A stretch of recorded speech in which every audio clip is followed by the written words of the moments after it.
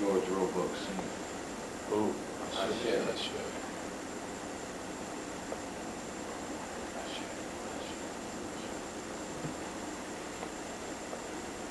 We gather today not just for ourselves, but for our community. We brought together collective spirits, collective minds of brilliance, collective vision, and a willingness to work and serve. The abundance of talent, the abundance of knowledge is matched only by the abundance of wisdom that is in this room. May the spirits of the ancestors continue to speak to us and through us. As we begin, I'll take this dirt outside and throw it to the four winds.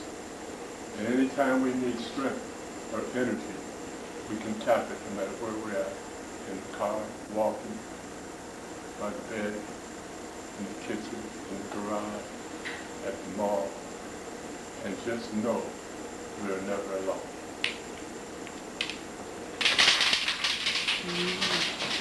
That's it.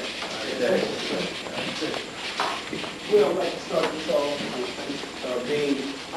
my name is Marvin Shackelford, and I'm the new president of the Dayton African American Culture Festival, but I do much more than that. I do a lot of stuff.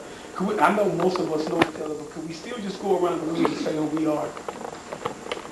Sir John T. Okay. John Black, editor, and publisher of the Dayton Weekly News. General G of the Dayton Black News News. Editor Chewy. Retired from almost everything. Yes, you are. Maha Flavi,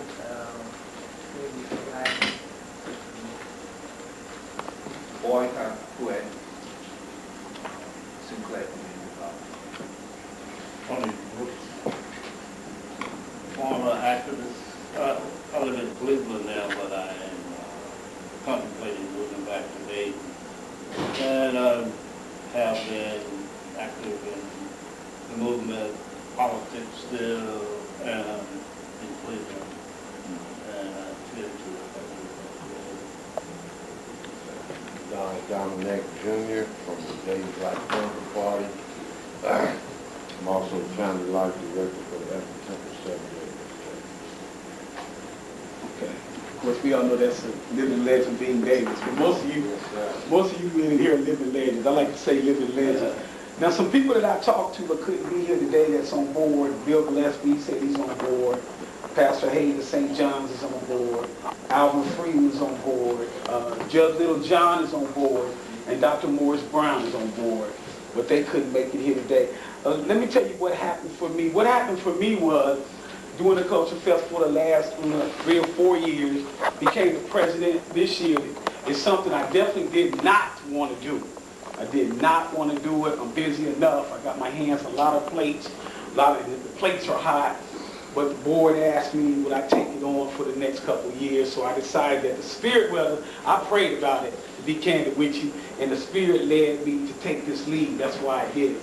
But one of the things that was concerning me was the African Village and the Culture Festival. I just didn't feel that we was getting the energy from the African Village. So I said that we need to make sure that if we're going to do a culture festival, it needs to be about culture. It needs to be about art needs to be about education, needs to be about health. But the culture was a big piece, because if you don't have a culture, you have a cult. And we needed a culture. So as I sort of digest this thing over the years, the successful, I thought was successful Saturday and Sunday. We added Sunday this year. But as I began to personally digest it, something was missing. And I think that piece that was missing was the call for the elders. Because, the eldership is tribal, goes back to West Africa, and it talks about how the elders were the ones that leads our community. I've always believed and learned this from my mother, that the elders are walking libraries, and when an elder dies, a library burns if we don't retrieve that information. So you have the children on one end, and you have the elders on the other end. Living in a society where they totally disrespect elders, I felt there was a need to bring back the Council of Elders, to bring it back. Of course, we had to do some things here in America and make it a little bit different. And that's where we're at today, gentlemen. I'm so excited that you're here. I think the elders must have a voice in this community. I'm not just connecting this with the Dayton African American Culture Festival.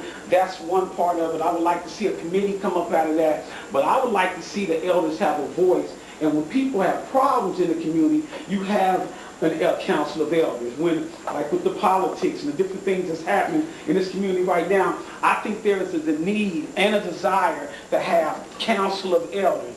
These are men and women, I talked to Margaret Peters as well, who has a voice, who's put 20, 30 years back into this community, and they're well respected.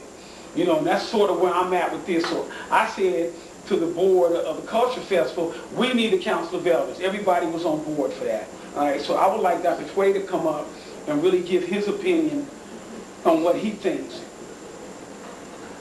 Doc, you're Dr. Tway. Doc.